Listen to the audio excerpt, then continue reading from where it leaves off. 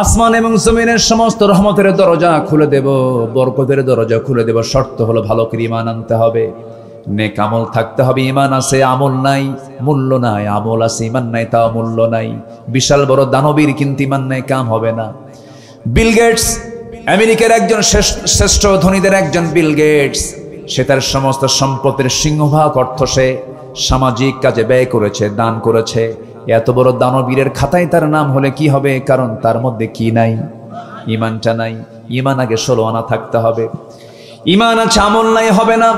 আমল আছে, ঈমান নাই, হবে না। দুটাই লাগবে। যেখানে ঈমানের কথা আসছে সেখানে আমলের কথা আসছে। আল্লাহ রাব্বুল আলামিন বলেন, ইন্নাল্লাযীনা আমানু ওয়া আমিলুস সালিহাত কানাত লাহুম জান্নাতুল ফিরদাউসি নুজুলা খালিদিনা ফিহা লা ইয়াবগুনা আনহা হিওয়ালা। জোরে বলুন আল্লাহু আকবার। আল্লাহ বলছেন, বান্দারে ঈমান আনবে, নেক আমল করবে, জান্নাতুল ফিরদাউস দিয়ে দেব। সেখান থেকে তোমাকে কেউ বের করতে পারবে না। তবে হ্যাঁ, আমার সঙ্গে সাক্ষাৎ করতে গেলে দুটো কাজ করে আসো। কয়টা কাজ বলেন? আল্লাহর সঙ্গে সাক্ষাৎ আছে না নাই? আসতে কয়, আসতে বলবেন না, আছে না নাই? দুনিয়াতে না জান্নাতে? জাহান্নামে কিন্তু সাক্ষাৎ পাবেন না। আল্লাহ তাকাবেনই না। লা ইয়ানজুরুল্লাহু ইয়াওমাল কিয়ামাহ, আল্লাহ কিয়ামতের দিন ওই সমস্ত বান্দার দিকে নজরই দেবেন না।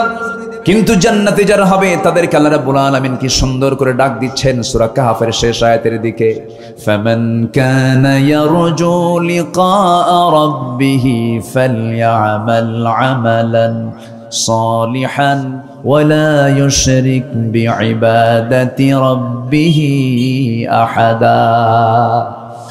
আমার সঙ্গে সাক্ষাৎ যদি করতে চাও, দুইটা কাজ করে আসো।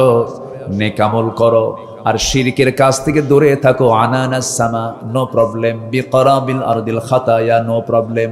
যত গুনাহ করেছো কোনো দিকে তাকাবো না, শিরক মুক্ত হয়ে আসো, আমি তোমাকে জান্নাত বুঝাইয়া দেব। কিন্তু এই জাতির মধ্যে শিরকের পরিমাণ কম না বেশি? সবচেয়ে বড় শিরক হলো মুসলমান হয়ে যে মুসলমান আল্লাহর দিন কায়েম হোক চায় না, ও মুশরিক। ঠিক কিনা বলেন? আমরা এখন সোজা ফতুয়ায় চলে গেছি, অত প্যাঁচপুস বুঝি না। যে মুসলমান আল্লাহর দিন চায় না সে মুশরিক। সে কি বলেন? সে কি বলেন? এটা কি আমার ফতুয়া না আল্লাহর ফতুয়া? আল্লাহ রাব্বুল আলামিন কোরআনে বলেছেন, ওয়ামান লাম ইয়াহকুম বিমা আনজালাল্লাহ ফাউলাইকা হুমুল কাফিরুন ফাউলাইকা হুমুয যালিমুন ফাউলাইকা হুমুল ফাসিকুন। আল্লাহ গালি দিবেন কয়টা? বলেন কয়টা? একবার বলছেন কাফের, যারা আল্লাহর আইন চায় না তারা কি? কাফের। নাম্বার 2 হলো জালিম। জালিম যাকে বলে তাকে বলে যে মুশরিক। মুশরিক যার নাম, জালিমও তার নাম। ইন্নাশ শিরকা লাযুলমুন আযীম ওয়াল্লাযীনা আমানু ওয়া লাম ইয়ালবিসু ঈমানাহুম বিযুলমিন আই শিরকিন। জুলুম যার নাম, শিরিক তার নাম। যে মুশরিক হয় সে জালিম হয়, যে জালিম হয় সে মুশরিক হয়। বিগত 16 বছর যারা ছিল জালিম এরাই মুশরিক। ঠিক কি না? কোরআন কত বড় দামি কিতাবের নাম দেখেন, কত বড় তথ্য নির্ভর কিতাব এটা। এই যে আমি কথা বলতেছি সবাই শুনতেছেন মাইকে, এই যে আমি আওয়াজ দিচ্ছি সবাই শুনতে পাচ্ছেন। প্রত্যেকটা জায়গায় লোহা আছে না নাই? ওই যে ইউনিটে লোহা, এই যে লোহা, এই যে লোহা, এই যে লোহা, মোবাইলে লোহা, প্রত্যেকটা জিনিসে লোহা। আমি গাড়িতে আসছি লোহা, সব কিছুতে লোহা। আল্লাহ রাব্বুল আলামিন বলছেন, বান্দা কোরআন শুধু নামাজের কিতাব বানাই নাই, কোরআনকে আমি গবেষণার কিতাব বানাইছি। বোমা বানাতেও কি লাগে বলেন? বলেন বলেন বলেন। অস্ত্র বানাতে কি লাগে বলেন? এমনকি ধান লাগাইছেন, এই যে জমিতে ধান, ধান কাটবেন যখন পাকবে কি লাগে বলেন? কি দিয়া কাটেন? কাঁচি। যদি লোহা না থাকতো কাটতেন কি দিয়া? হতো, কাম হতো? হ্যাঁ, বিকল্প কিছু আছে? কিচ্ছু নাই। লোহা ছাড়া কোনো উপায় নাই। আল্লাহ রাব্বুল আলামিন 114 সূরার মধ্যে একটা সূরার নামকরণ করেছেন সূরাতুল হাদিদ। লোহার সূরা দিয়েছেন, ওয়া আনজালনাল হাদিদ ফীহি বা'সুন শাদীদু ওয়া মানাফি'ু লিন-নাস। আমি লোহা নাজিল করেছি। লোহা কি করেছি? নাজিল করেছি। কোরআন যেমন নাজিল হয়েছে উপর থেকে এসেছে আসমানি গ্রন্থ। কি গ্রন্থ? আসমান থেকে নাজিল হয়েছে, লাউহে মাহফুজ থেকে এসেছে। তেমনি লোহা আল্লাহ পাক নাজিল করেছেন উপর থেকে। কিন্তু সোনা, যাবতীয় যে সমস্ত খনিজ সম্পদগুলো আছে, কয়লার খনি কোন জায়গায় জানো? দিনাজপুরে কয়লার খনি, পাশেই তো। আমি তো পাশে খুঁজতে গন্ধ পাচ্ছি, তো আশেপাশেই হবে। মধ্য কি? হ্যাঁ, তো আমি তো এরকমই ভাবতেছি যে এরকম গন্ধ একটা আসতেছে আমার, যে 16 কিলোমিটার। বলেন তো কয়লা কি আসমান থেকে না নিচ থেকে? নিচ থেকে। এই খনি, কয়লার খনি কোন থেকে? নিচ থেকে। কিন্তু আল্লাহ রাব্বুল আলামিন বলেন, লোহার খনিটা আমি দুনিয়ার কোথাও রাখি নাই, লোহাটা নাজিল করেছি। তাহলে লোহাটা কি নিচ থেকে ওঠান, ওপর থেকে নামা? উপর থেকে নাজিল হয়েছে। কোরআন যেমন উপর থেকে নাজিল হয়েছে, লোহাটা নাজিল করেছেন। বিজ্ঞান এই আয়াতকে রিসার্চ করে বের করলো এটা কেমন করে নাজিল হয়।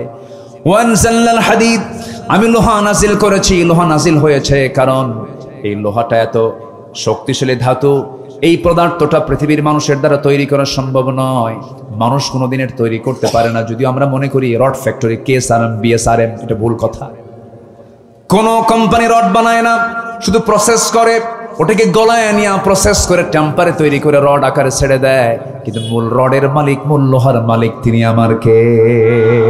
কিয়ামত পর্যন্ত বান্দা চেষ্টা করে একটা সুইয়ের লোহাও বানাতে পারবে না, কারণ লোহা বানাতে যে তাপমাত্রার প্রয়োজন, সেই তাপমাত্রার প্রয়োজন হলো 5 বিলিয়ন ডিগ্রি সেলসিয়াস।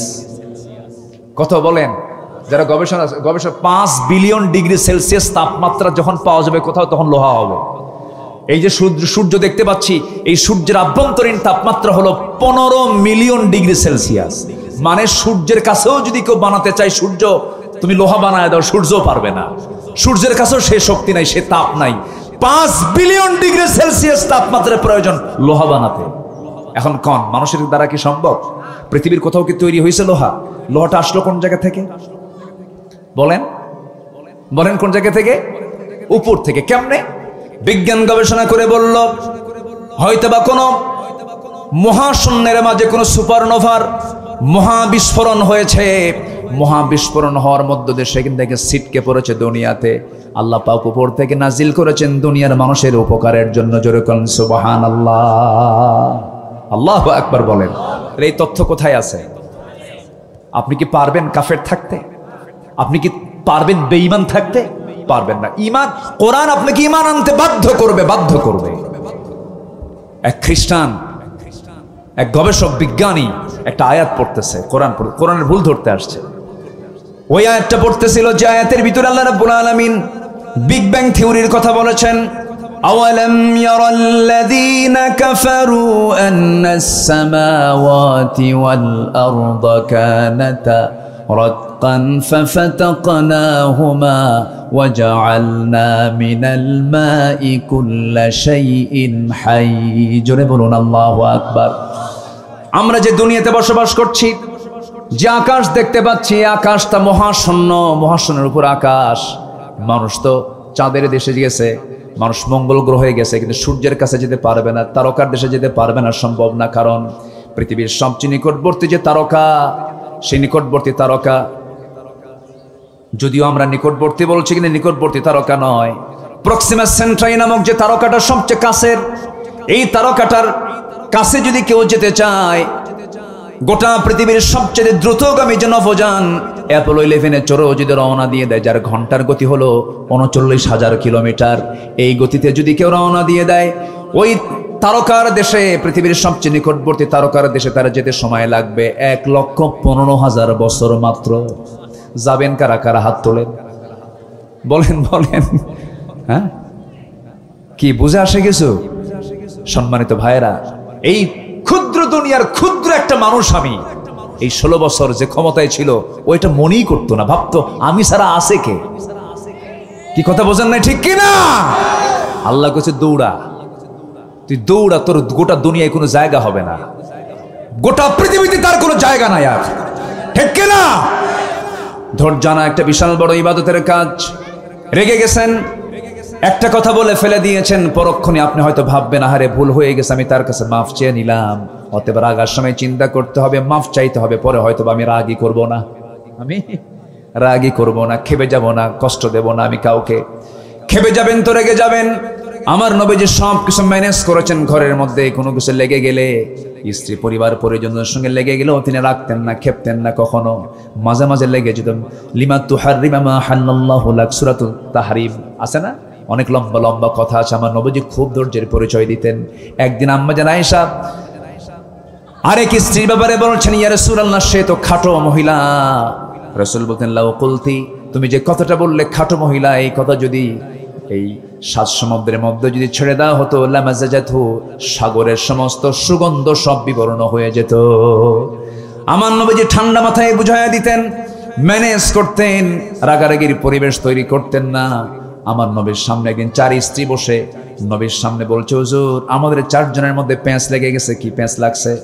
সবাই বলে, আপনি নাকি আমাকে বেশি ভালোবাসেন, আপনি আমাকে বেশি ভালোবাসেন। 4 জনে আমরা বলতেছি, কিন্তু আপনি তো জানেন আপনি কাকে বেশি ভালোবাসেন। এই 4 জন স্ত্রী আপনার সামনে বসে আছে, আপনি সত্যি করে এখন বলবেন আপনি কোন স্ত্রীকে সবচেয়ে বেশি ভালোবাসেন, 1 নাম্বার ভালোবাসেন। বলেন তো এই প্রশ্নটা কি সহজ না জটিল? বলেন সহজ না জটিল? উত্তর দিলে পরে বিপদ না মহাবিপদ? সিগন্যাল কি 10 নাম্বার পড়বে না 1 নাম্বার পড়বে? বলেন, বড় বিপদ পড়ে যাবে। নবীজি বললেন, যে প্রশ্ন তোমরা করেছো এই প্রশ্নের জবাব দিতে একটু সময় লাগবে আমার, আগামীকালকে সকালে দেব, তোমরা যাও। সবাইকে পাঠায়া দিলেন। সন্ধ্যা হয়ে গেল, একটু অন্ধকার হয়ে গেল। আমার নবীজির স্ত্রীর ঘরগুলো বড় বিলাসী ঘর ছিল না। আম্মা জান আয়েশা বলেন, আমি শুধু আমার ঘরটার সামনে একটা কাঠের দরজা ছিল, আর বাকি স্ত্রীদের ঘরের দরজায় ছিল হলো সালা। কি ছিল? সালা চেনেন তো? বস্তা, বস্তা চেনেন না? বস্তা ফেড়ে সেটা ছিল, আর আমার নবীজির দরজা ছিল। আম্মা জান আয়েশা রাদিয়াল্লাহু আনহা বলেন, নবীজি আমার যে ঘরে থাকতেন, নবীজি যখন দাঁড়াতেন ছাদের সঙ্গে মাথা ঠেকে যেত। আবার যখন তিনি শুয়ে পড়তেন, মাথা একটা দেওয়ালে ঠেকতো, পাট আর একটা দেওয়ালে ঠেকতো। আমার নবীজি সেই ছোট্ট ঘর থেকে গোটা বিশ্ব শাসন করেছেন। যেরকম সুবহানাল্লাহ। কিন্তু তিনি কি গরিব ছিলেন নাকি? গরিব ছিলেন না। তার বাবা ছিলেন, যদি জন্মের পূর্বেই তার বাবা মারা গেছেন, এতিম হওয়ার কারণে সম্পদগুলো হেরে গেছে, কিন্তু তিনি কিন্তু সম্ভ্রান্ত পরিবারের একজন সন্তান ছিলেন। আবার বিবাহের সূত্রে যে সম্পদগুলো পেয়েছেন, এমন একজন মহিলার সম্পদ পেয়েছেন, গোটা মক্কার সবচেয়ে ধনী মহিলার সম্পদ পেয়েছেন। সমস্ত সম্পদ পর সমস্ত সম্পদগুলো খরচ করেছেন কার পথে? আল্লাহর পথে। আমার বন্ধুগণ, আমার ভাইয়েরা, আমার নবীজি 4 জনকে পাঠায়া দিলেন। সন্ধ্যা যখন হয়ে গেছে, আমার নবীজি মুস্কি মুস্কি হাসি মেরে মেরে ঘরের মধ্যে ঢুকতেছেন। 8টা খেজুর নিয়েছেন, 2টা করে ভাগ করেছেন, প্রত্যেক স্ত্রীকে 2টা করে খেজুর দিবেন। প্রথমে আম্মা জান আয়েশার ঘরে ঢুকে বলছে না, আয়েশা আই লাভ ইউ। কি বুঝতেছেন কি? বউকে কি বলা যাবে? বলা যাবে না? আস্তে কয়, বলা যাবে না? এই যে দাদারা যারা আছেন, আজকে কি বলবেন? I love you. বুড়ি বলবে, ভাক্কা শুরু করছে বুড়া বয়স এসে না? আচ্ছা, আহিব্বু, আমি তোমাকে ভালোবাসি। আমার নবীজি তাকে জড়িয়ে ধরে বলছেন, আয়েশা, আমি তোমাকে দারুণ ভালোবাসি, আমি তোমাকে 2টা খেজুর দিয়ে গেলাম। আমি তোমাকে যে ভালোবাসি খুব বেশি, এই কথা যেন অন্য কোন স্ত্রী কানে না যায়। এই যে তোমাকে 2টা খুশি হয়ে 2টা খেজুর দিয়ে গেলাম। দ্বিতীয় ঘরে গিয়ে কি কথা বললেন, তৃতীয় ঘরে গিয়ে কি কথা বললেন, চতুর্থ ঘরে গিয়ে কি কথা বলে ব্যালেন্স করে চলে আসলেন, ভারসাম্য বজায় রেখে চলে আসলেন। পরের দিন সকালবেলা বুক ভরা আশা নিয়ে সব চলে আসছে, কিন্তু রাসূল তো বলে দিয়েছেন বলা যাবে না। চলে আসছেন রাসূলের কাছে, এসে বলছেন, হুজুর আপনি কাকে বেশি ভালোবাসেন? রাসূল বলছেন, আমি তাকেই সবচেয়ে বেশি ভালোবাসি যাকে আমি গতকাল রাত্রিতে লুকায় লুকায় 2টা খেজুর দিয়ে আসছি। যা যেরকম সুবহানাল্লাহ। কি ধৈর্যের দরকার আছে না নাই? আর রাগী লোক হলে কি বলতো? কি বলতো? ম্যানেজ করতো। কি তোদের আনন্দ বাসছে না? এত প্রশ্ন কেন? যা ধমকায় তাড়ায় দিত। রাসূল কি তা করেছেন? না। ছোট্ট ছোট্ট বাচ্চারা আসতো, খবর নিতেন, বাবা তুমি কেমন আছো? ভালো। তোমার পাখিটা কেমন আছে? সুবহানাল্লাহ। সবার নবী ছিলেন রাসূল মুহাম্মদ সাল্লাল্লাহু আলাইহি সাল্লাম। আমার নবীজি ধৈর্যের পিরামিড ছিলেন। মক্কা বিজয় যেদিন হলো, নবীজি যদি প্রতিশোধ পরায়ণ হতেন, মক্কায় রক্তের বন্যা বয়ে যেত। রাসূল মক্কার মাটিতে ঢুকে বলছেন, বেলাল আজান দিয়ে দাও, আর দরজাটার চাবি ওসমান বিন কি বলে ওসমান বিন তালহা, ওসমান বিন তালহার কাছ থেকে কাবার চাবিটা নিয়ে আসো। আজকে ওই বংশের কাছে কিন্তু কাবার চাবিটা আছে, আলহামদুলিল্লাহ। অনেক লম্বা কথা। ওসমান বিন তালহাকে খুঁজে বের করো। সাইয়েদনা বেলাল ওসমান বিন তালহাকে খুঁজে খুঁজে বের করতেছেন, কিন্তু কোথাও নাই, গোটা মক্কায় নাই। জিবরিল আমিন এসে বলতেছেন, ইয়া রাসূলুল্লাহ, আপনি ওসমান বিন তালহাকে খোঁজার জন্য গোটা মক্কায় খুঁজে পাবেন না। কোথায় আছেন ওসমান বিন তালহা? মক্কার ছাদের উপরে। কাবা শরীফের কিসের উপরে বলে? ছাদের উপরে। ছাদের উপর থেকে ধরে নিয়ে আসা হলো। ধরে নিয়ে এসে রাসূল বললেন, ওসমান চাবি দাও। কে চাবি দেব না, মুশরিকের কাছে চাবি থাকবে না। আল্লাহর পক্ষ থেকে আয়াত নাযিল হলো, আনতু আদ্দুল আমানাতি ইলা আহলিহা ওয়া ইযা হাকামতুম বাইনান নাস আন তাহকুমু বিল আদল। যার জামানত তার হালকে দিয়ে দাও। সঙ্গে সঙ্গে ওসমান বিন তালহা বলে ফেললেন, যে ইসলাম এতটা অধিকার দিয়ে দিয়েছে, আমি ওসমান কালিমা পড়ে মুসলমান হয়ে গেলাম। রাসূল বলেন, ওসমান তোমার কাছে এই কাবার চাবি থাকবে, কিয়ামত পর্যন্ত এই কাবার চাবি ওই পরিবারের কাছেই থাকবে। রাসূল কত সম্মান দিয়েছেন মানুষকে, কত মর্যাদা দিয়েছেন, প্রতিশোধ নেননি। মক্কার সব কাফেরদেরকে রাসূল মাফ করে দিয়েছেন, শুধু কয়েকটা, যেরকম আমার দেশে কয়েকটার কোনো মাফ হবে না। আসতে কোন কেন? একটা আছে কাউয়া, আছে না নাই? অন্যায় কাজের প্রতিবাদ যে ইমানদারের দিলে লালন হয়, সেই ইমানটা তাজা ইমান। আর যে ইমানের ভিতরে অন্যায় কাজের, অন্যায় অপকর্মের প্রতিবাদ যার দিলে কাজ করে না, যে প্রতিবাদ করতে হবে, ওটা মরা ইমান। কি ইমান? মরা ইমান তো নাই মনে হয় আমার দেশে। আসতে বলবেন, আছে না নাই? আমরা কি মরা ইমান আনতে চাই না তাজা ইমান আনতে চাই? তাজা ইমান, প্রদীপ্ত, উজ্জীবিত, সাহসী। ভীরু কাপুরুষ হয়ে লাভ নাই। ভীরু কাপুরুষকে বউ দেখতে পারে না। কি কথা বলছেন না? বউ দেখতে পারে না। আব্দুল্লাহ ইবনে জুবাইর শাহাদাত বরণ করছেন। জালিম স্বৈরাচার শাসক হাজ্জাজ বিন ইউসুফ মেরে ফেলতেছে মুসলমানদেরকে, মুনাফিক এই রাষ্ট্রনায়ক। তা আসমা বিনতে আবু বকর রাদিয়াল্লাহু আনহার ছেলে হলো আব্দুল্লাহ ইবনে জুবাইর। তিনি বললেন, মা তুমি কি জানো তোমার বয়স তো 70 পার হয়ে গেছে। হাজ্জাজ বিন ইউসুফের লোকেরা মুসলমানদেরকে ধরে কুচুকাটা করতেছে, নাক কাটতেছে, চোখ তুলতেছে, পা কাটতেছে, অঙ্গহানি করে দিচ্ছে। মা, আমার যদি যুদ্ধে গিয়ে আমার যদি এরকম অবস্থা হয়, তোমার কি সহ্য হবে? আমি কি যাব সেই যুদ্ধে? আমি কি করব? এই কথা বলতেছে। মাকে টেস্ট করতেছে যে আমার মা কতটুকু মজবুত আছে। কিন্তু মা তো দুর্বল না, মার বয়স দুর্বল হয়ে গেছে, ইমান মজবুত। আব্দুল্লাহ ইবনে জুবাইর তার মার দিকে চেয়ে থাকলেন।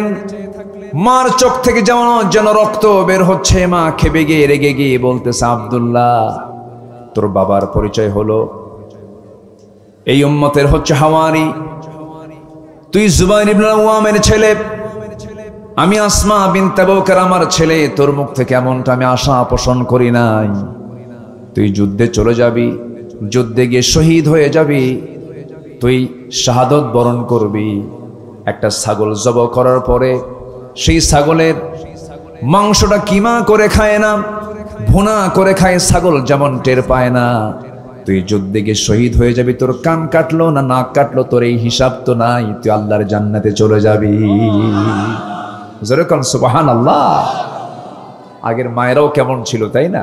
আর এখনকার মায়েরা কয়, যাইস না বাবা, যাইস না, যাইস না বাবা, মরে যাবি তুই। ওইদিকে পানিতে ডুবে মরে। কোথায় ডুবে মরে? বিছানায় মরণ হয় কিনা বলেন? বিছানা তো মরণ হয়। মরণ যদি হয়, মরণ থেকে কেউ বাঁচবে না। মিঠা পুকুরের মানুষ তো মিঠা, কোনো তিতা না, সব কি মিঠা। কিন্তু সত্য কথা কি? মিঠা। অকলুল হক ওয়া ইন কানা মুররান, সত্য কথা কখনো মিষ্ট হয় না। সত্য কথা কি হয়? তাহলে মিঠা পুকুরে কি কথা বলা দরকার বলেন? তিক্ত কথা বলা দরকার। আমি আজকে কিছু কথা বলবো। মিঠা পুকুরের রক্ত খুব উর্বর, বলি আলহামদুলিল্লাহ। ইতিহাস জানা আছে তো? জানি।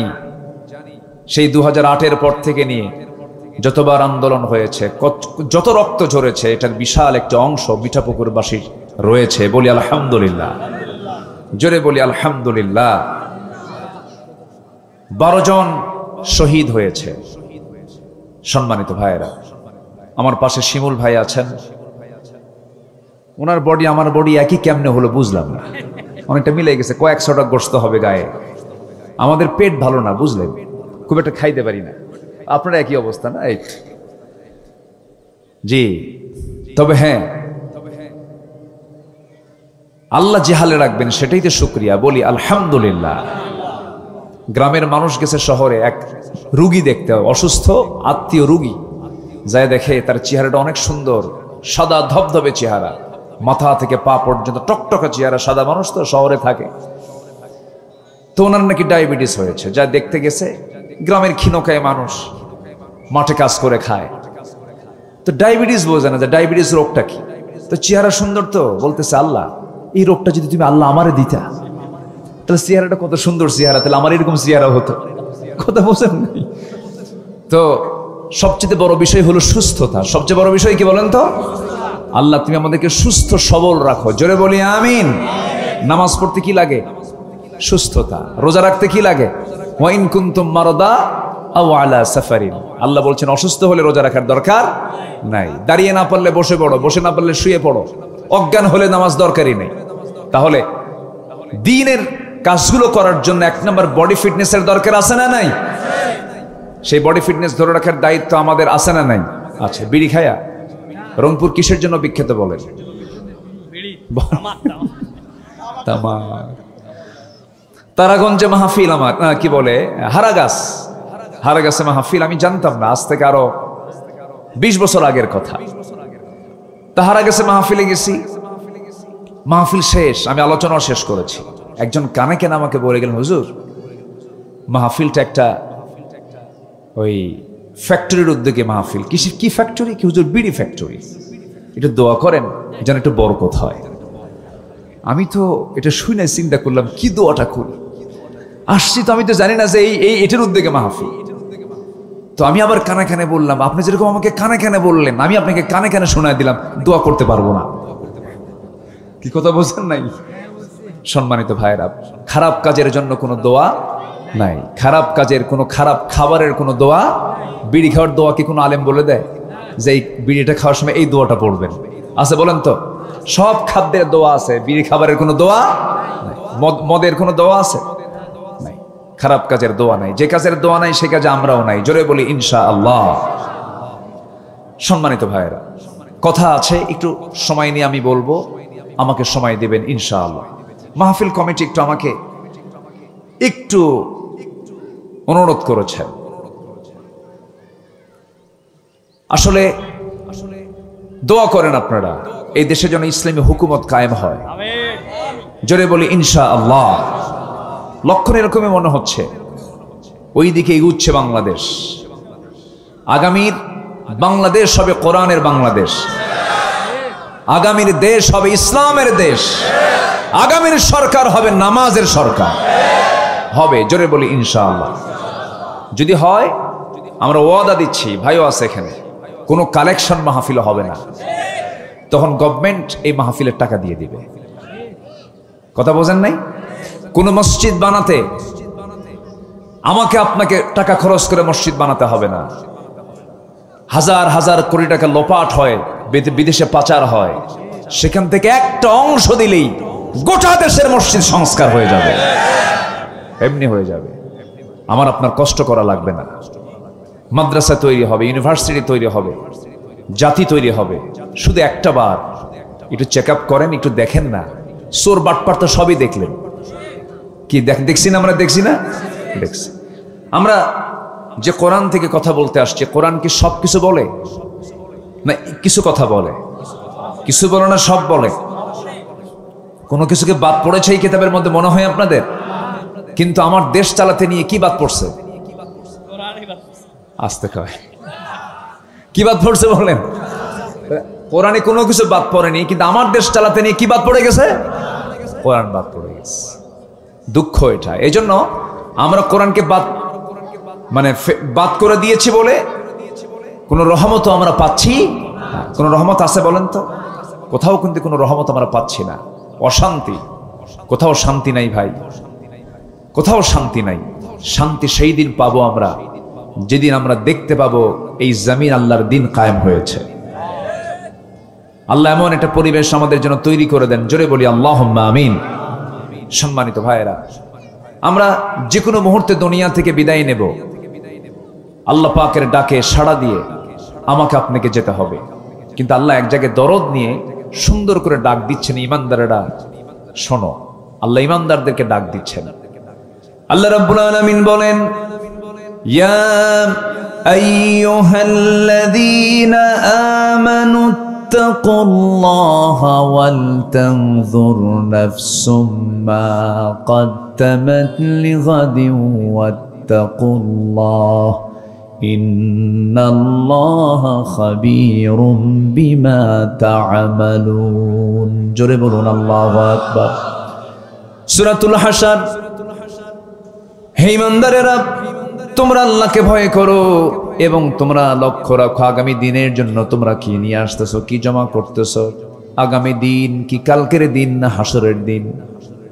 বলেন কিসের দিন? বলেন হাসরের দিন। তুমি কি নিয়ে আসতেছো আমার সামনে, একটু লক্ষ্য করো। দিন তো পার করছো, সন্ধ্যা পার করতেছো, সকাল পার করছো, রাত পার করতেছো, কিন্তু একটু লক্ষ্য করো তুমি আগামী দিনের জন্য, হাসরের দিনের জন্য তুমি কি জমা করতেছো। নাফসুম মা কদ্দামাত লিগাদিন, আগামী দিনের জন্য তুমি কি জড়ো করতেছো, তুমি প্রস্তুতি কি, প্রিপারেশন অফ রেজারেকশন ডে কি, তোমার পরকালীন হাসরের ময়দানের জন্য তোমার কি প্রস্তুতি আছে, সেই প্রস্তুতি পর্বের তুমি কি করেছো। এই পরামর্শ দিচ্ছেন যিনি, তিনি আমার কে? তাহলে এই পরামর্শের মধ্যে মনে হয় মহাব্বত নাই। আসতে বলবেন, মহাব্বত আছে না নাই? আরেকটা মহাব্বতের আয়াত আছে। এই দুটো আয়াত আমার শুনলে, আমি দেখলে আমি খুব আবেগ আপ্লুত হয়ে পড়ি। আল্লাহ রাব্বুল আলামিন বলেন, ইয়া আইয়ুহাল্লাযীনা আমানু ইত্তাকুল্লাহা হাক্কা তুকাতিহি ওয়া লা তামুতুন্না ইল্লা ওয়া আনতুম মুসলিমুন। হে ঈমানদারেরা, তোমরা আল্লাহকে যথাযথভাবে ভয় করো আর কখনো মৃত্যুবরণ করো না যতক্ষণ না মুসলমান না হতে পেরেছ। এখানে বলছেন আল্লাহ, মুসলমান না হয়ে মরো না, মুসলমান না হয়ে মরলেই কিন্তু বিপদ হয়ে যাবে। আর আরেক জায়গায় বলছেন আগামী দিনের জন্য তুমি কি নিয়ে আসতেছো একটু লক্ষ্য করে দেখো। ওয়াত্তাকুল্লাহ, আমাকে ভয় করো। ইন্নাল্লাহা খাবীরুম বিমা তা'মালুন, তুমি যা কিছু করো সমস্ত খবর কিন্তু আমি আল্লাহ জানি। সবচেয়ে বেশি খবর কার কাছে? সবচেয়ে বেশি নিউজ কে জানেন?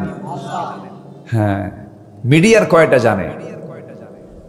মিডিয়ার কাছে যতটুকু চোখে দেখে ততটুকুই আছে। আর আমার আল্লাহর মিডিয়া এমন মিডিয়া, ওয়ায়ালামু খাইনাতাল আ'য়ুনি ওয়া মা তুখফিস সুদূর, তোমার অন্তরে তুমি কি দানা বেঁধেছো এটাও জানেন আল্লাহ। তোমার চক্ষু কি খিয়ানত করে তাও জানেন কে? আল্লাহ। 200 শতাধিক রাষ্ট্র গোটা পৃথিবীতে, এর মধ্যে 56টি মুসলিম রাষ্ট্র। এর মধ্যে ধনীর তালিকায় যদি 10টা দেশ হয়, এর মধ্যে অধিকাংশই ধনী রাষ্ট্র হলো মুসলমান। খনিজ সম্পদ মুসলমানের, সব মুসলমানের, সব কিছু ছিল। কিন্তু আজ মুসলমান শততা বিভক্ত হয়ে একে অন্যের পিছনে লেগে লেগে হাজারো গ্রুপ তৈরি করে মুসলমানদের মধ্যে আজকে বিভাজন সৃষ্টি হয়ে আছে। আমরা আল্লাহর কাছে দোয়া করি, আল্লাহ একটু ওমর তুমি আল্লাহ তাড়াতাড়ি দুনিয়াতে পাঠায় দাও, একটু ওমর তুমি আল্লাহ পাঠায় দাও, একটু ওমর তুমি আল্লাহ পাঠায় দাও। জোরে বলি আমিন, আরো জোরে আল্লাহুম্মা আমিন। আমাদের ন্যূনতম কিছু কাজ আছে, এর মধ্যে একটা কাজ হলো, বলবো কেমনে, আমরা তো শুধু ফতুয়া দিয়েছি সারা জীবন ধরে। আজকে মিডিয়া ওদের শক্ত, ওদের অস্ত্র, ওদের ব্যবসা, ওদের বাণিজ্য সব তাদের মজবুত। আমরা কিছুই করতে পারি না, আমরা শুধু ফতুয়া দিতে জানছি। কি বলেন তো, কি ফতুয়া দিতে শিখেছি আমরা কি শিখেছি? আমরা অর্জন করেছি। ওরা কোরআনকে গবেষণা করেছে, ওরা ইসলামকে গবেষণা করেছে। আমার নবীর ঘর কি স্টাডি করেছে ওরা। আমার নবীর ঘরের ফার্নিচার ছিল হলো তরবারি, আমার নবীর ঘরের ফার্নিচার ছিল হলো লৌহ বর্ম, আমার নবীর ঘরের ফার্নিচার ছিল হলো বর্ষা। আল্লাহু আকবার বলেন। এটাকে তারা সুন্নত বানিয়েছে, এটাকে, এই সুন্নতকে তারা লালন করেছে। তারা শক্তিধর হয়েছে, অ্যাটম বম তারা বানিয়েছে, তারা অস্ত্রে শস্ত্রে সজ্জিত হয়ে আছে। 1 কোটি ইহুদির 45 লক্ষই হচ্ছে বিজ্ঞানী। 1 কোটি ইহুদির প্রত্যেকটা নাগরিক তারা সামরিক ট্রেনিং প্রাপ্ত। তারা অস্ত্রে শস্ত্রে শিক্ষায় দীক্ষায় তারা সুসজ্জিত হয়ে আছে। আর মুসলমান আজ থেকে এখন পর্যন্ত বলে ক্যামেরা রেকর্ড করা জায়েজ নাই, এই যে ক্যামেরা রেকর্ড করা জায়েজ নাই, এখন পর্যন্ত কিছু কাট মোল্লা এখনো কয়। আমার কথা কি বুঝতেছেন আপনারা? এখন পর্যন্ত কাঠমোল্লা কিছু আছে বলে যে ক্যামেরা রেকর্ড করা জায়েজ নাই। এই ক্যামেরা, এই প্রযুক্তি আপনি শুনতেছেন হাজার হাজার, আর এই ক্যামেরা এই রেকর্ড শোনাবে হলো কোটি কোটি মানুষকে। বলেন তো এই ক্যামেরার কি প্রয়োজন নাই? মিডিয়ার কি প্রয়োজন নাই? আজকে মিডিয়ার বিরুদ্ধে আমরা হারাম ফতোয়া দিতে দিতে আমরা শেষ পর্যন্ত এসে বুঝেছি, শেষে এসে এতদিন ওদের মিডিয়া দখল, TASS, ENA, Xinhua, voice of America, CNN, BBC, Reuters, AP, বড় বড় শক্তিশালী মিডিয়াগুলো সব ওদের দখলে। আমাদেরকে মৌলবাদ বানায় দিয়েছে, আমাদেরকে জঙ্গি বানায় দিয়েছে, আমাদেরকে কত কি করে দিয়েছে এই মিডিয়ার কারণে। আর মুসলমান কি বললো? এটা হারাম, ওটা হারাম, ওটা হারাম, ওটা হারাম। ওদের একটা কিতাবের নামই আছে কিতাবুল হারাম। কি আছে না নাই বলেন তো? আছে না নাই? এই ফতুয়াগুলো দিয়ে আজকে আমরা শেষ হয়ে গেলাম। কেউ বললো নাভিতে হাত বাঁধা যাবে না, কেউ বললো বুকে হাত বাঁধা যাবে না। এখন সাধারণ মানুষ এখন হাতটা বাঁধবে কোথায়? দুটোই হাত বাঁধা যাবে না, এটাও হারাম, বুকেও হারাম। এখন পাবলিক এখন নামাজ পড়তে নিয়ে আর জায়গা পাচ্ছেন, আল্লাহু আকবার কপালে। কোথায় নিয়ে গেছে? কপালে। তাহলে লাভটা হলো কি? তাহলে ফতুয়া দেওয়াতে আমাদের কি ফিতনা কমেছে না ফিতনা বেড়েছে? ফিতনা কমেছে না ফিতনা বেড়েছে? Present world order, present world order, গোটা পৃথিবীর এখন বর্তমান চাহিদা হচ্ছে একটাই, সকল মতভেদ ভুলে এক কালিমার পতাকাতে আবদ্ধ হয়ে বাতিল শক্তির বিরুদ্ধে লড়াই করতে হবে মুসলমান। রাজি আছেন কারা কারা? হাত উঁচু করে দেখান মুসলমান।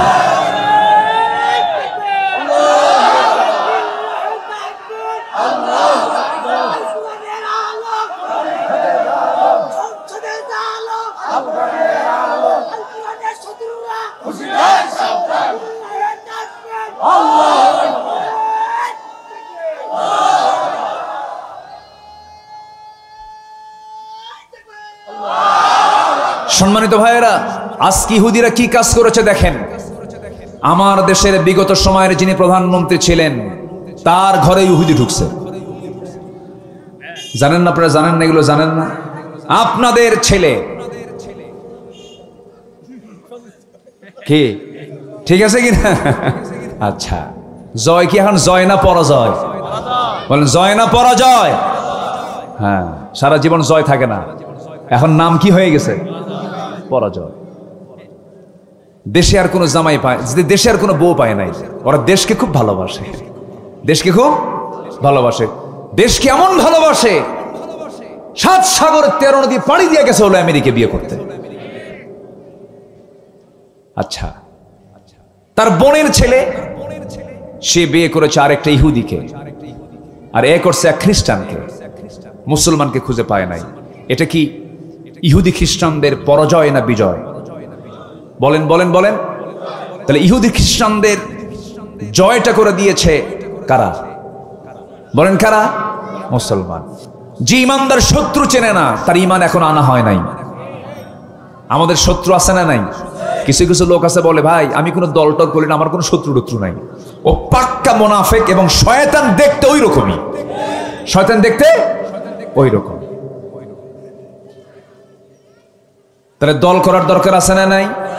দল করা কি? যারা চুপ করে আছেন নফল, জোরে কোন দল করা কি? আরো জোরে, আরো জোরে। কার দল? বিড়ি খাওয়া দল, গাঁজা খাওয়া দল, সুদের দল, কি সুদের দল, বেশ্যাবৃত্তির লাইসেন্স পার্টির দল। এই 54 বছরে যারা এই ক্ষমতায় ছিল তারা সুদ কায়েম করেছে, জাকাতের বিরুদ্ধে সুদ চালু করেছে, জেনার লাইসেন্স দিয়েছে, বেশ্যাবৃত্তির কারবার করেছে, মদের লাইসেন্স দিয়েছে। তাহলে বলুন 54 বছরে যারা এই ক্ষমতায় ছিল তারা কি ইসলামের সরকার ছিল? অতএব সব সরকার দেখে শেষ, আগামীর সরকার আমরা দেখতে চাই কোরআনের সরকার। রাজি আছেন কারা কারা? হাত উঁচু করে দেখান।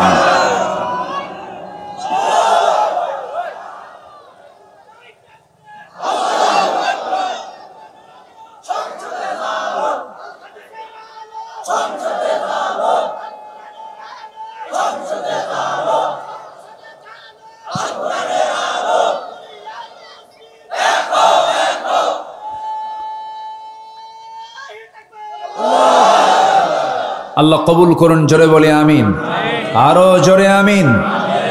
আল্লাহ বিজয় দিবেন ফজর নামাজ না পড়লে। আসতে কয় আল্লাহ বিজয় দিবেন আইল ঠেললে, আল্লাহ বিজয় দিবেন মিথ্যা কথা বললে। এগুলো মনে হয় আমাদের মধ্যে নাই। আসতে বলবেন না, আছে না নাই? এই দেশে নামাজ পড়ে মাত্র 5% মুসলমান, আর যে 95% এর মধ্যে কিছু মুসলমান আছে এরা শুধু দরবার খোঁজে, মাঝে মাঝে গরু নিয়ে যায়।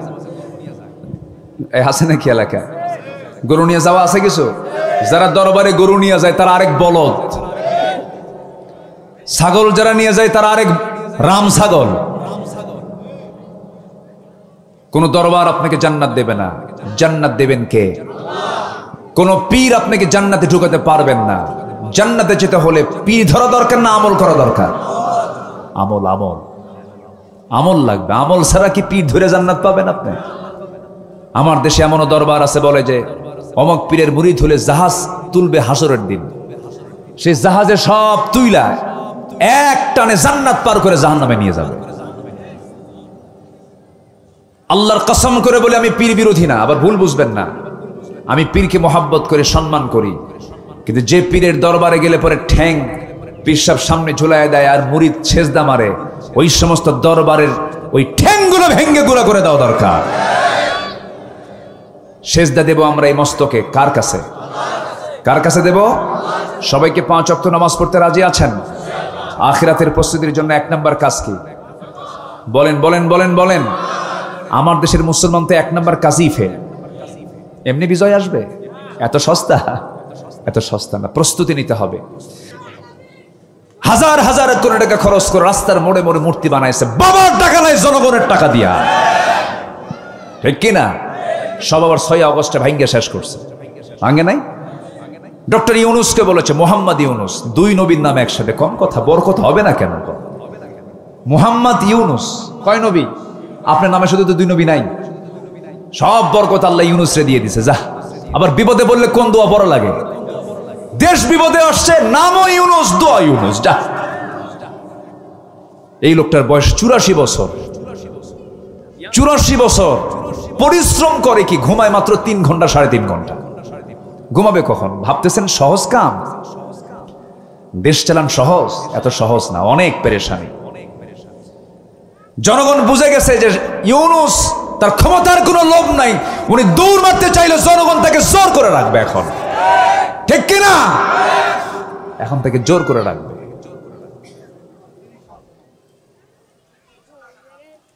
আমি আমার বুদ্ধি বয়সে দেখি না এই রমজান মাসে খাদ্য সামগ্রীর দাম এরকম স্বাভাবিক, এত কম দামে।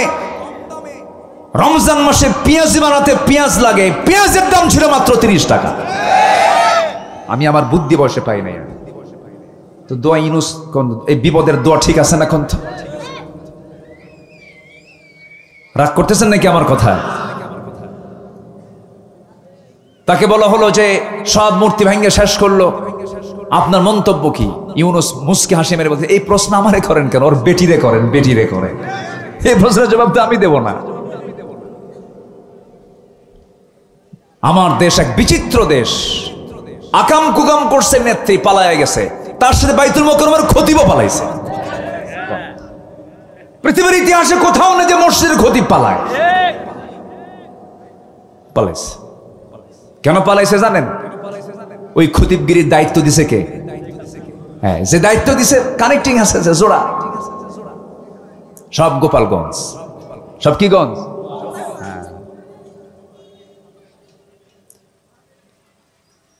গোপালগঞ্জে আল্লাহওয়ালা লোক আছে। আমি আবার এটাকে নেগেটিভ ভাবে দেখছি না। অনেক আল্লাহওয়ালা, অনেক বুজুর্গ মানুষ গোপালগঞ্জে আছে। বলি আলহামদুলিল্লাহ, জোরে বলি আলহামদুলিল্লাহ। কিন্তু জমিনকে আমরা গালি দিতে চাই না, কারণ জমিনকে যদি গালি দিতে হয় তাহলে মক্কাকেও গালি দেওয়া দরকার। মক্কা আবু জেরের বাড়ি। কি কথা বোঝেন নাই? আবু জেরের বাড়ি কোথায়? আমার নবীর বাড়ি কোথায়? তাহলে জমিন কোন অপরাধ করে না, জমিনের অধিবাসীর অপরাধ করে, ঠিক কিনা? জমিনটা কার? জমিনটা কার? আল্লাহ। সম্মানিত ভাইয়েরা, তাহলে এই জনপদে আল্লাহর দিন আসুক, সবাইকে চান আপনারা? তাহলে প্রস্তুতির দরকার আছে না নাই? নামাজ না পইরা 1 নাম্বার কি পড়বো আমরা বলেন? আরো জোরে, আরো জোরে, আরো জোরে। নামাজ। কয় ওয়াক্ত নামাজ? 5 ওয়াক্ত নামাজ। আখিরাতের প্রস্তুতি আমাদের সবচেয়ে বড় প্রস্তুতি। সংসার চলবেই, ছেলে মেয়ে বড় হবেই, এটার প্রস্তুতি দরকার আছে, ঠিক আছে, কিন্তু সবচেয়ে বড় প্রস্তুতি হচ্ছে প্রিপারেশন অফ আখিরাত। আখিরাতের প্রস্তুতি আমি কি নিচ্ছি? আমার বন্ধুগণ, 1 নাম্বার হলো আখিরাতের প্রস্তুতির জন্য 1 নাম্বার কাজ হলো মজবুত ঈমান আনতে হবে, দ্বিধাহীন ঈমান আনতে হবে। যে আয়াতের তেলাওয়াত দিয়ে আমি শুরু করেছি, মহান রব্বুল আলামিন বলেন, ইন্নামাল মুমিনুনাল্লাযীনা আমানু বিল্লাহি ওয়া রাসূলিহি সুম্মা লাম ইয়ারতাবু ওয়া জাহাদু বিআমওয়ালিহিম ওয়া আনফুসিহিম ফি সাবিলিল্লাহ উলাইকা হুমুস সাদিকুন। জোরে বলুন আল্লাহু আকবার। প্রকৃত মুমিন কারা?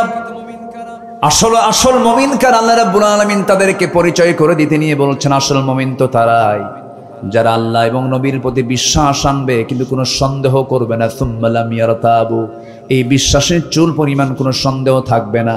আল্লাহ আছেন না নাই? আসতে বলবেন না, আল্লাহ আছেন না নাই? বিশ্বাস হয়তো নাকি না সন্দেহ লাগে? হুজুররা তো কয় মরে যাবো, শেষই হয়ে যাবে নাকি, ফাঁকিতি পড়ি নাকি, মিসাই মিসাই নামাজ পড়ছি, এরকম চিন্তা হয় নাকি আপনাদের? এই চিন্তা দূর হয়ে যাবে কখন জানেন? এই চিন্তা দূর হওয়ার একমাত্র উপায় হলো কোরআনটার সঙ্গে আমরা সম্পর্ক বেশি করে রাখবো। ঈমান তত মজবুত হয়ে যাবে। কোরআন যে কত বড় কিতাব, কত বড় দামি মজবুত কিতাব, ঈমানকে দৃঢ় রাখার জন্য এই কিতাবের সঙ্গে যার সম্পর্ক বেশি, তার ঈমান তত বড় মজবুত। জোরে বলি সুবহানাল্লাহ। দুঃখজনক হলেও সত্য, 54 বছরে এই জাতিকে কৌশলগতভাবে, পরিকল্পিতভাবে এই জাতিকে কোরআন থেকে অনেক দূরে রাখা হয়েছে।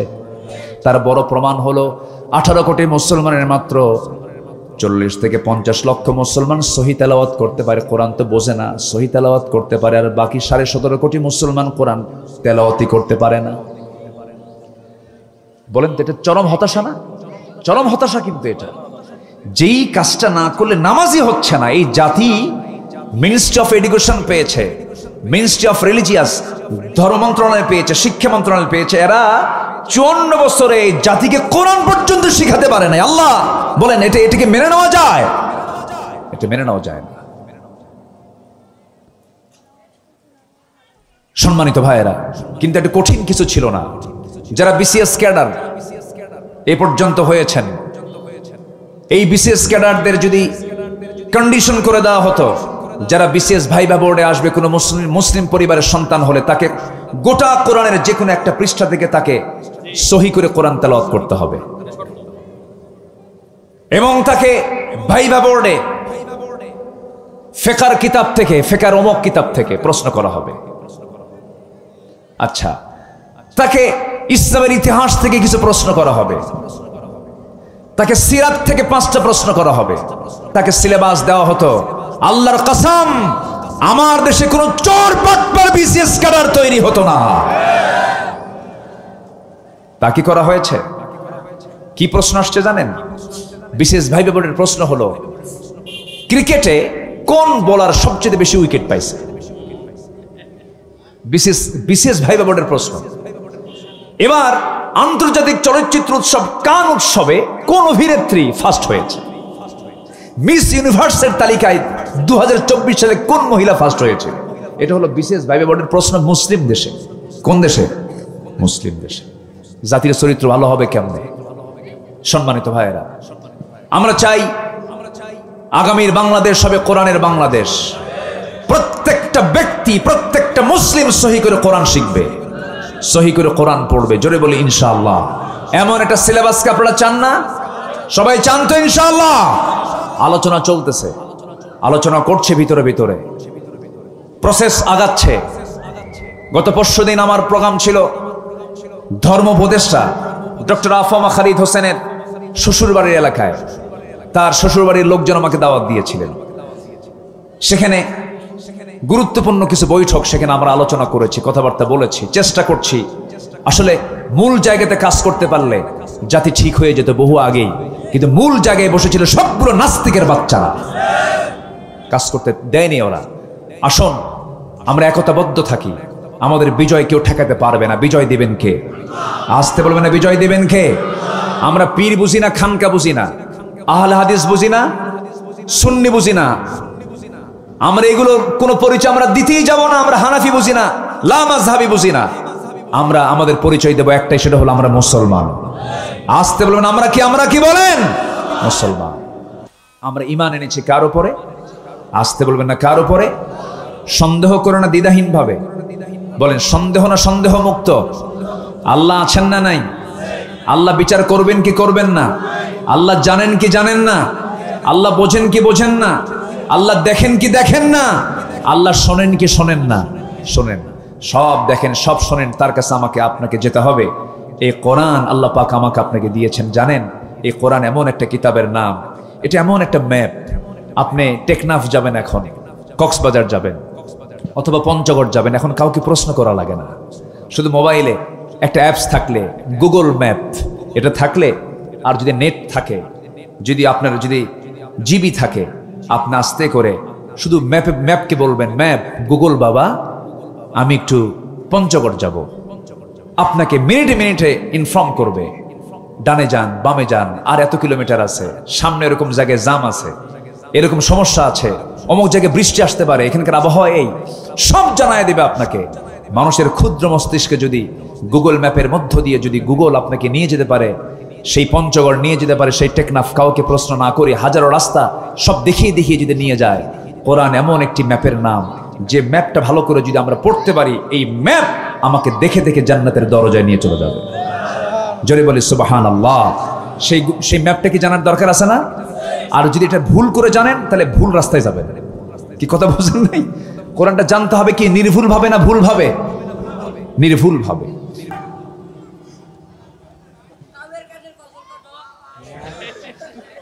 সব মাহফিলে এরকম কিছু থাকে, বুঝলেন? সাইজের কিছু লোক থাকে এদের সামনে, একজন বসে আছে, মাশাআল্লাহ খুব ভালো, ওটা বোঝে ভালো, সব বোঝে, মাশাআল্লাহ। থাকো, আমাকে ওয়াজ করতে দাও বাবা, তুমি চুপ থাকো। হ্যাঁ জি জি, খুব ভালো, হ্যাঁ ঠিক আছে বলবো, বসো, খুব ভালো। আল্লাহ তুমি তাকে সুস্থ করে দাও। কোন মায়ের যে সন্তান, মার কাছে কি সন্তান কি অযত্নে থাকে? মার কাছে কিন্তু সন্তান অনেক যত্নের সন্তান। আমরা যদিও একটু অযত্ন মনে করি, কিন্তু মার কাছে অনেক দামি সম্পদ। বলি আলহামদুলিল্লাহ। আল্লাহ তুমি সন্তানটাকে সহি করো, ভালো করো, সুস্থ করে দাও। জোরে বলি আল্লাহুম্মা আমিন। তোমার জন্য দোয়া করে দিলাম এতগুলো মানুষ নিয়ে, ঠিক আছে না? জি আলহামদুলিল্লাহ। নামাজ পড়ো? বিয়ে করছো? করবা বিয়া? ও সবই কয় না, খুব ভালো। আচ্ছা, আমরা ধৈর্য ধরবো না ইনশাআল্লাহ? সবাই ধৈর্য ধরবো তো ইনশাআল্লাহ? ধৈর্যের পুরস্কার হলো জান্নাত। আলহামদুলিল্লাহ। এক সাহাবী ইসলাম কবুল করলেন। ইসলাম কবুল করার পর চাচা জানতে পারছে। চাচা জেনে বলল, এই ভাতিজা তুমি নাকি ইসলাম কবুল করছো? আপনি শুনবেন কেন? আপনি দেখেন, আশহাদু আল্লা ইলাহা ইল্লাল্লাহ। চাচা বলল, তুমি কি জানো তোমার বাপ মরে যাওয়ার পর তুমি এতিম, আমি তোমাকে দেখে শুনে বড় করেছি, এতিম লালন করেছি, সম্পদ সব তোমার হাতে আমি তুলে দিয়েছি, অনেকটাই দলিল করে দিয়েছি, তুমি ইসলাম কবুল করলা। তুমি কি জানো ইসলাম কবুলের কারণে কি হতে পারে? কি হতে পারে চাচা বলেন? সব সম্পত্তি আমি জোর করে তোমার কাছ থেকে নিয়ে নেব। উনি মুস্কি হাসি মেরে বললেন, এটাই আপনি প্রস্তাব দিচ্ছেন ইমানের কাছে? আমি যে ইমান টানছি, ইমানের কাছে তো এই সম্পদ কিচ্ছু না, জোর করা লাগবে না, আমি আপনাকে এমনি দিয়ে দিলাম না। জোরে কোন সুবহানাল্লাহ। তাহলে সব সম্পত্তি দিলেন কিসের বিনিময়ে? ইমানের বিনিময়ে। আর আমার দেশের মুসলমান কি করে জানেন? 10 টাকার বিনিময়ে ইমান বেচে খায়, বিড়ি খায়। আছে না নাই? এটা করা যাবে না, ইমানকে বিক্রি করা যাবে না। ধৈর্য ধরতে হবে। সঙ্গে সঙ্গে চাচা তাকে থাপ্পড় মেরে বাড়ি থেকে বের করে দিল। কাপড় চোপড় খুলে নিয়ে, এমনকি লুঙ্গি পর্যন্ত খুলে নিয়ে তাকে উলঙ্গ করে ঘর থেকে বের করে দিয়েছে। শীতকাল, আরব এরিয়াতে বছরে 1 থেকে 2 মাস শীতকাল চলে। ওই শীতের ভিতরে এই উলঙ্গ থাকা এই সাহাবী কোনো মতো দৌড় মেরে মার দরজায় কাছে গিয়ে বলেন, মা দরজা খুলবা, কিন্তু আমার দিকে তাকাবা না, আমার চাচা আমার শরীর থেকে লুঙ্গিটা পর্যন্ত খুলে নিয়েছে, ইসলাম কবুল করেছি। মা দেখো তো একটা কাপড় আছে নাকি? ছোট্ট একটা কাপড় দেওয়া হলো, তা দিয়ে কোনো মতো সতর ঢাকলেন আর বললেন, মা আমার শ্রেষ্ঠ দরবার হলো আমার নবীর দরবার, আমি চলে গেলাম। রওনা দিয়েছেন রাতের আধারে। চলতে চলতে পরের দিন চলে গেছেন। আমার নবীর দরজায় গিয়ে নক করেছেন। বিশ্বনবী দরজা খোলার সঙ্গে সঙ্গে দেখেন শীতকাল, কাঁপতেছে সাহাবী, খালি গায়ে, কোনো কাপড় চোপড় নাই, কিচ্ছু বললেন না। ভিতরে চলে গেলেন। সুন্দর দুটো জুব্বা, নবীর ব্যবহৃত দুটো জুব্বা হাতের মধ্যে নিয়ে বললেন, যুবক আগে গায়ে কাপড়টা পরো। গায়ে কাপড় পরার পর রাসূল বললেন, কি হয়েছে তোমার, বিস্তারিত খুলে বললেন। রাসূল বলছেন, চিন্তা করো কেন, তোমার চাচা তোমাকে বস্ত্রহীন করেছে, আমি তোমাকে আমার গায়ের জুব্বা দিয়ে দিলাম। আমার নবীজি বললেন, যাও আসহাবে সুফফার মধ্যে তুমি অংশগ্রহণ করো, সেখানে থাকো, সেখানে খাওয়া দাওয়া করো, আল্লাহ তোমাকে দেখবেন, কোনো চিন্তা করো না, তুমি চলে যাও। ইতিমধ্যে আমার নবীজি বললেন, ও আব্দুল্লাহ যুল বাজাদাইন, তোমার জন্য আমি কিছু দোয়া করব নাকি হুজুর, আপনি আমার জন্য দোয়া করেন। আমার নবীজি হাত তুলে দোয়া করে বলছেন, আয় আল্লাহ তাআলা, আমার আব্দুল্লাহ দিন গ্রহণ করতে নিয়ে দুনিয়াটা বিক্রি করে ফেলেছে, আল্লাহ এটার বদৌলতে তোমার কাছে প্রার্থনা করি, আমার আব্দুল্লাহর জান মাল তুমি আল্লাহ কাফের বেঈমানদের জন্য হারাম করে দাও। সাহাবী জিব্বাই কামড় মেরে বলছে, হুজুর আপনি আমার জন্য উল্টা দোয়া করুন, আমি তো শহীদ হব না, কাফের বেঈমান যদি আমাকে না আঘাত করতে পারে আমি তো মরবো না, আমি তো শহীদ হব না। রাসূল বললেন, আব্দুল্লাহ চিন্তা করো কেন, আমি তোমাকে বলে দিচ্ছি, ওয়াইম্মা তাআলা ফিরাশিহি, তোমার মওত যদি বিছানাও হয়ে থাকে আল্লাহ রাব্বুল আলামিন তোমাকে শহীদের মওত দিয়ে দিবে। কাফের ওই আসহাবে সুফফার সদস্যদের তালিকার মধ্যে তিনি থাকলেন। যখন তিনি কোরআন তেলাওয়াত করতেন, উচ্চ আওয়াজে কোরআন তেলাওয়াত করতেন, তার আওয়াজে সাহাবায়ে কেরাম বিরক্ত হয়ে নবীর কাছে গিয়ে বলেন, হুজুর নতুন একজন সাহাবী যোগ দিয়েছে, জোরে জোরে কোরআন পড়ে আমাদের নিষ্ঠার ভয়। রাসূল বলেন, কোন সাহাবীর কথা বলো? হুজুর আব্দুল্লাহ যুল বাজাদাইন। নবীজির সঙ্গে সঙ্গে সাহাবায়ে কেরামকে লক্ষ্য করে বলছেন, আমার সাহাবীরা, আমার আব্দুল্লাহর তেলাওয়াতে তোমরা বাধা দিও না। আমার আব্দুল্লাহ যে তেলাওয়াত করে জোরে জোরে, এটা তার নিজের আবেগ থেকে করে। ইসলাম গ্রহণ করতে গিয়ে তার বড় কষ্ট করতে হয়েছে, দুনিয়ার গোটাল বিক্রি করে তাকে ঈমান টানতে হয়েছে। ও জোরে জোরে কোরআন তেলাওয়াত করুক, তোমরা তাকে বাধা দিও না। নবীজি মদিনার মসজিদ থেকে, মসজিদে নববী থেকে যুদ্ধের ডাক দিলেন, সবাইকে নিয়ে চলে গেলেন কোন একটা যুদ্ধের ময়দানে। সেই যুদ্ধের ময়দানে সাহাবী অংশগ্রহণ করেছিলেন।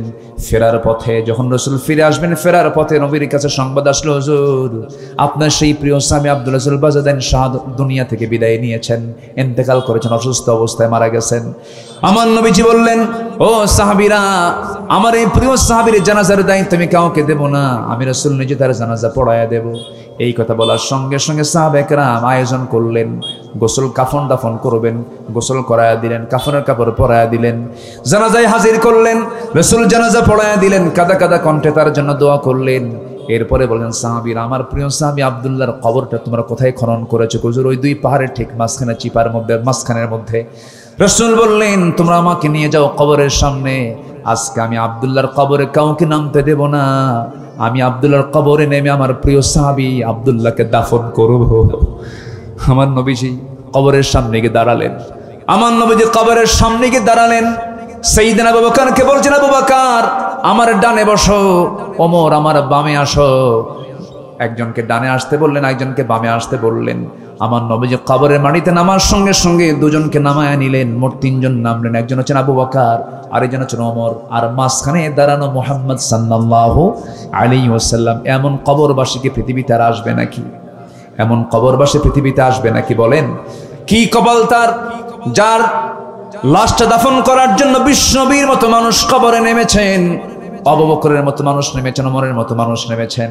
আমার নবীজি হাতটা গায়ে দিলেন, হাতটা গায়ে দিয়ে বলছেন, ও সাহাবীরা, আমার প্রিয় সাহাবী আব্দুল্লাহর লাশটা আমার হাতে তুলে দাও। আমার রাসূল বলছেন, আবু বকর মাথাটা ধরো, ওমর পাটা ধরো। আমার নবীজি সহায় দিলেন, বুকের উপরে হাতটা রাখলেন, আকাশের দিকে তাকায়া অশ্রুপূর্ণ চোখে দোয়া করে বলছেন, আয় আল্লাহ তাআলা, আজ অবধি এই মুহূর্ত পর্যন্ত আমি আব্দুল্লাহর উপরে সন্তুষ্ট আছি, তুমি আব্দুল্লাহকে মাফ করে দাও। আমার নবী যেমন দোয়া যখন করলেন, সঙ্গে সঙ্গে পাশে দাঁড়িয়ে থাকে একজন সাহাবী সাদ ইবনে আবি ওয়াক্কাস রাদিয়াল্লাহু তাআলা আনহু চিৎকার মেরে বলছেন, ও আল্লাহ, আমার কত বদনসিব, আমি কবরের বাসিন্দা হতে পারলাম না। আজকে আমি জীবিত সাদ বিন আবি ওয়াক্কাস না হয়ে যদি মরা সাদ বিন আবি ওয়াক্কাস হয়ে যদি কবরের বাসিন্দা হতাম, আমার জীবনটা বড় ধন্য হয়ে যেত। আমার ভাইরা, এই সমস্ত পুরস্কারগুলো আসছে হলো ধৈর্যের কারণে। কিসের কারণে বলেন? ধৈর্যের কারণে। ধৈর্য নিয়ে আমরা চলবো, ধৈর্য নিয়ে আমাদের জীবনটাকে সাজাবো। ঈমান টেনেছি, ঈমানটার উপরে টিকে থাকাই কিন্তু সবচেয়ে বড় ধৈর্যের কাজ। নাম্বার 7 হলো আল্লাহর প্রতি ভরসা করতে হবে। মুসিবতে, আনন্দে, বিপদে, মুসিবতে সব জায়গায় আমরা আল্লাহর প্রতি ভরসা করবো। ওমাই ইয়াতাওয়াক্কাল আলাল্লাহ ফাহুয়া হাসবুহ।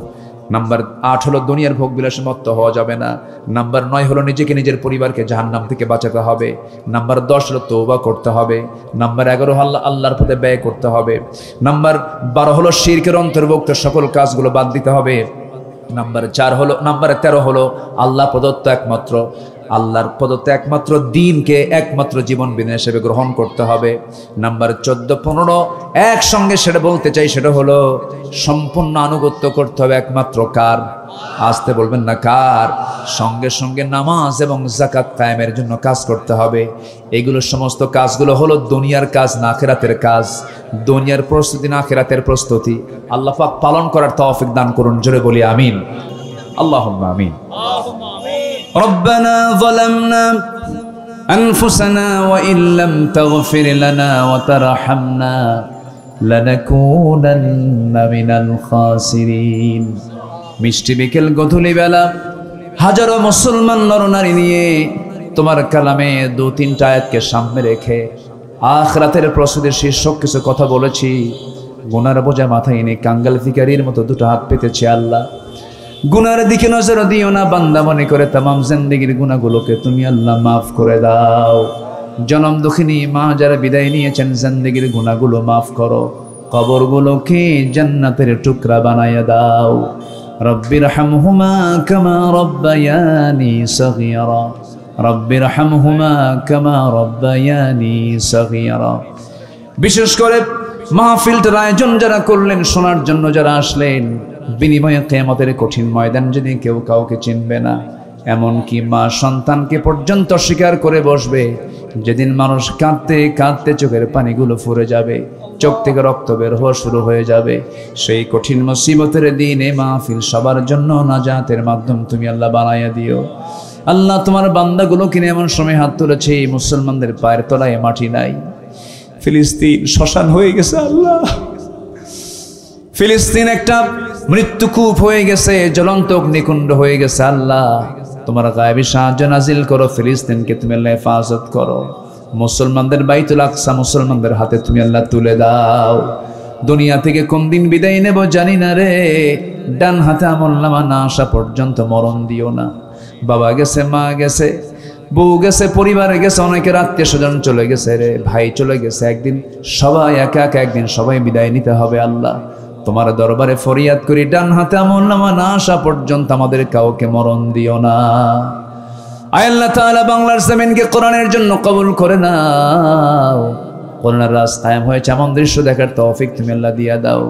মিঠা পুকুরের এই ময়দানকে তুমি আল্লাহ কবুল করে নাও। এই গ্রামের প্রত্যেকটা ঘরকে ইসলামের দুর্গ বানায়া দাও। ঘরে ঘরে আয়েশা খাদিজা সুমাইয়ার মতো মা পয়দা করে দাও।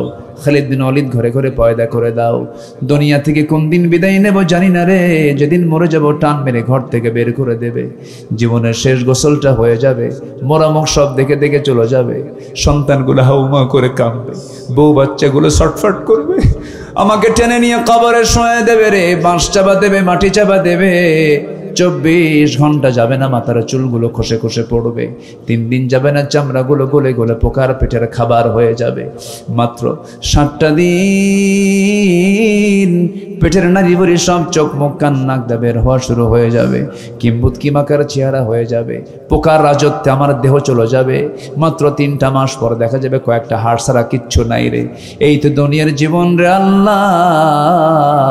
সে অন্তিম সময় যখন চলে আসবে, জবানে জারি করে দিও লা ইলাহা ইল্লাল্লাহু মুহাম্মাদুর রাসূলুল্লাহ।